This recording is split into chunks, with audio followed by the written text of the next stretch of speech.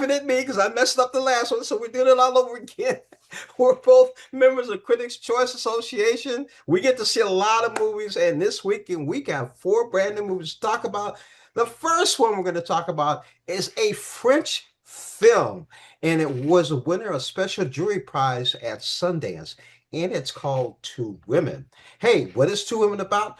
When neighbors, Violet and Florence, bond over a new parenthood. Realize, I'm reading this, they realize the solutions in 5 minute role may be listening to their libidos as the two start finding sex in unexpected places. It's going to give a lot of women some more thought here in the United States.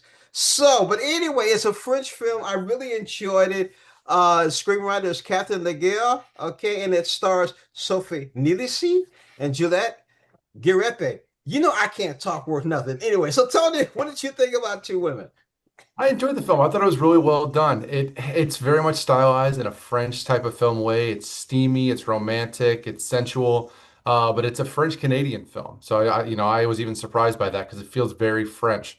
But it hyper focuses on neglected housewives, and it really goes off the deep end on how some housewives would manage that. However, it really just serves as a kind of reminder on relationships and how to kind of navigate the waters. There's clear signs that things aren't working, and if you try to push through them without doing anything, there can be very heavy negative consequences. Yes, it's to the extreme in this film, but hopefully this will work as a learning piece for people and relationships. Or just making some suggestions to a lot of women that we know in America who just say, hey, I'm going to try that for myself.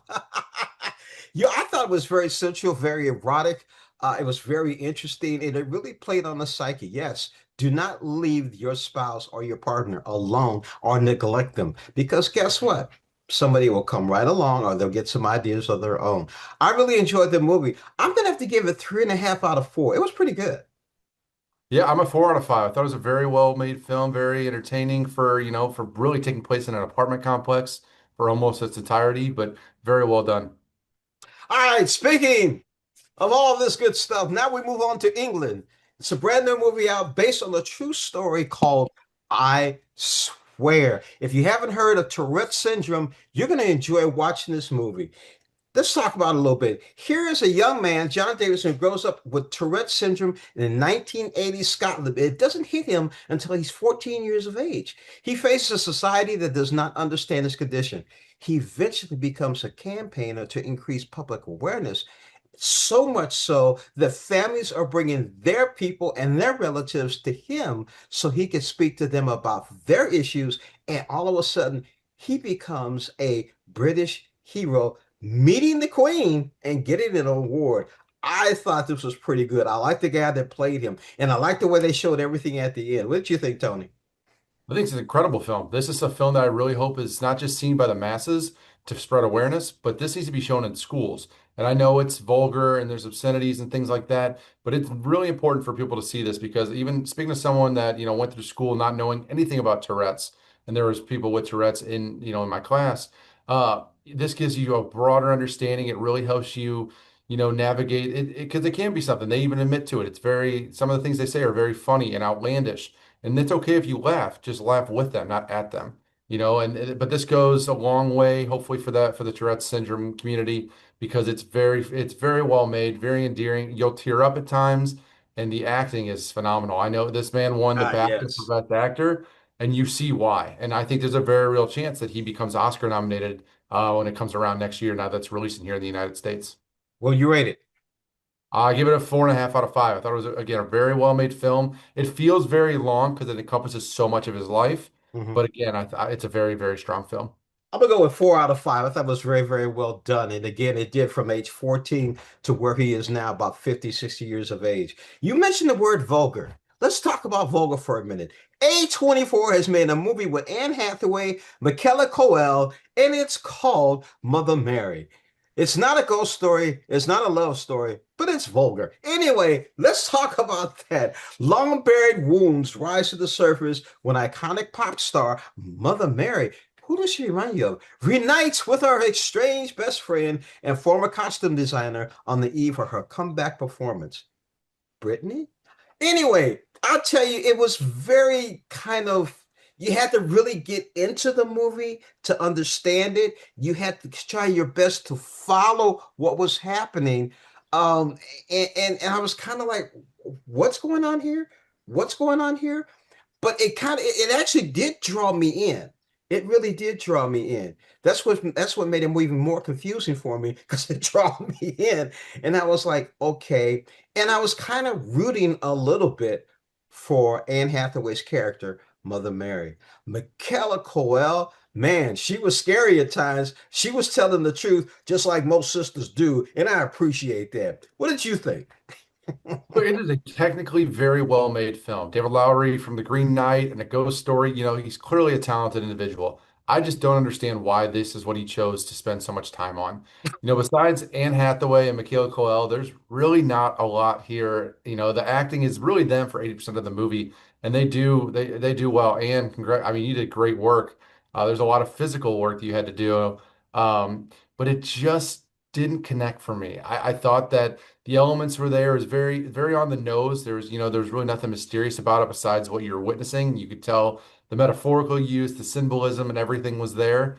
It's really at the end, it's just a story about heartbreak and battling and overcoming your own demons. But I just thought that it needed to be a little more, engaging. I just think a lot of Something. It had audience to be members. something. I think, unless you're a hardcore David Lowery fan, I don't see a lot of people. The general audience will not find a lot in this one. What was your rating? I'm between a 2 and a 2.5 out of 5. I think I'll settle on a 2.5 out of 5. I think I'm gonna set on 2.5 too out that. Speaking of vulgar, getting past vulgar now, let's go to a film that's gonna make you smile, it's gonna make you dance, you're gonna feel that beat.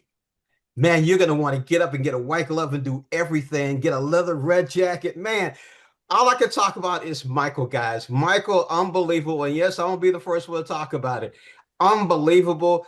J.R. Jackson, Jermaine Jackson's son, Michael nephew, has done a great job with this movie. I mean, his acting in it was superb. His moves were haunting of Michael. That was just, I'm going to say haunting of Michael's, especially the Motown 25th anniversary.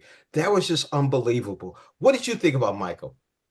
I think it's a fantastic concert film, and I hesitate to call it a biopic because it does encompass a lot of his life, but it loosely touches on things. But when I tell you it goes through his a lot of his discography, that's really what fans want to see. Yeah. It's entertaining. It's not just live performances too. The way music is sprinkled in, it's Yes. beautifully edited. I think that's going to shock a lot of people, and that's going to be one of its kind of staying powers aside from Jafar's performance. He'll blow you away. I mean, I wasn't alive to get to witness Michael. But just seeing everything that I've seen and know about him, Jafar is fantastic. It's frightening at times how much how similar he looks. So I know you're listening to us right now, and you know the Rotten Tomato score is so low. Don't believe that because you're gonna have a great time. You're gonna be singing in your seat, dancing in your seat. Movie theaters are about to become concert venues. Not every film has to be a straightforward biopic. This is not Walk the Line or Ray, but I'm telling you, this is a very entertaining film, and for what they were going for, they succeeded. Antoine Fuqua's Michael Jackson's biopic is great. You didn't live that time. My brother and I did, and we were definitely there. And I remember being a senior in high school, hearing Michael Jackson's I Want You Back for the first time. I remember that. And I can remember just about everything Michael did. When they talked about Off the Wall album, that was disco time. Yes, imagine James wearing one of them polyester suits and them shoes and getting out there dancing his butt off. He can't do it now. He dances in the chair now, a little bit too old. But yes, I think that anyone 40, 50, and 60 and their 70s who grew up with Michael are going to love this film. They're going to understand it. They're going to love it. It'll be, again, haunting performance that he does playing his uncle. I'm sorry, folks. This is a 4.5, possibly a 5. Somebody was talking Oscar. We'll have to wait and see. What do you think, Tony? I go 4 to 5. Like I said, very well made, entertaining. It's going to make a bunch of money, and that is a great thing. The emotional depth of this movie isn't up there with some other ones. That's, I think, the only thing that might hold Jafar back when it comes to Academy Award time is he just doesn't have that many moments because of the style of the film. But that doesn't take anything away from what his goal was to become his uncle, and man, does he succeed. You said no emotional moments. Yes, there were several emotional moments. One of the first ones was dealing with his dad, Joe. Each time that he dealt with his dad, that was emotional to me. And especially that last one. That a lot of people will understand. You know the scene when you see it, but that one scene in there when his bodyguard said, "Hey, Joe, it's over." Man, believe me, some people are going to really connect with that. Okay, that's all the time we have for folks. Yes, the old and the young. Here we go again. Have a great weekend.